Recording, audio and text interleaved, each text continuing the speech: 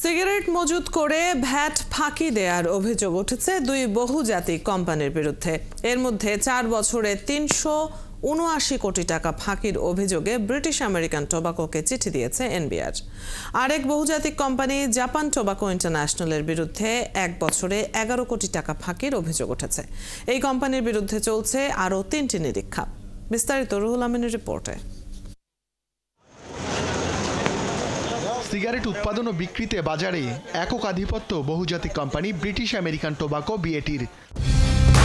Colour expert, জর্জ স্যাপ এবং মাইল্ড অন হ্যান্ডস টেকনোলজি সমৃদ্ধ অরিক্স ক্রিস্টাল ওয়াশ আপনার লন্ড্রি এক্সপার্ট। কোম্পানিটির বিরুদ্ধে কর ফাঁকির অভিযোগও বিস্তর। জাতীয় রাজস্ব বোর্ড এনবিআর এর হিসাবে ভ্যাট ফাঁকির অভিযোগে বিএটির বিরুদ্ধে বিভিন্ন আদালতে চলছে 19টি মামলা। তালিকায় যুক্ত হচ্ছে আরও 4টি। এবার অভিযোগ বাজেটের আগে কম শুল্ক করের সিগারেট মজুত করে বাজেটের পর বেশি দামে বিক্রি করার।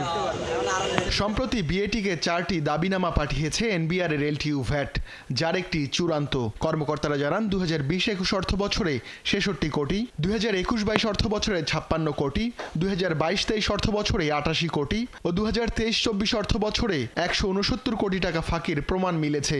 আইন অনুযায়ী বাজেটে নির্ধারিত দামের চেয়ে বেশি দাম কোনো কোম্পানি নির্ধারণ করতে পারে না এবং সিগারেট যখন কারখানা থেকে গোডাউনে নেওয়া হয় তখনই নির্ধারিত শুল্ক কর দিতে হয়। কর্মকর্তাদের অভিযোগ, বিএটি বাজেটের আগে বেশি করে সিগারেট উৎপাদন করে গোডাউনে সংরক্ষণ করে। বাজেটের পর যখন দাম বাড়ে তখন বাজারে ছাড়ে।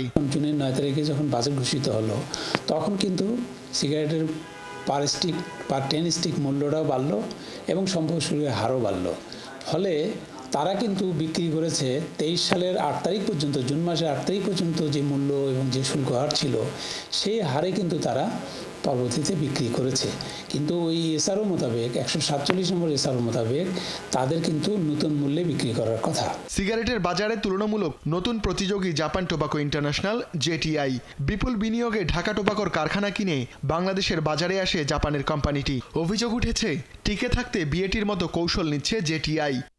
চলতি অর্থ বছরের বাজেট ঘোষণার পর জেটিআইয়ের উৎপাদন ও বিক্রির তথ্য পর্যালোচনা করে এলটিইউ ভ্যাট।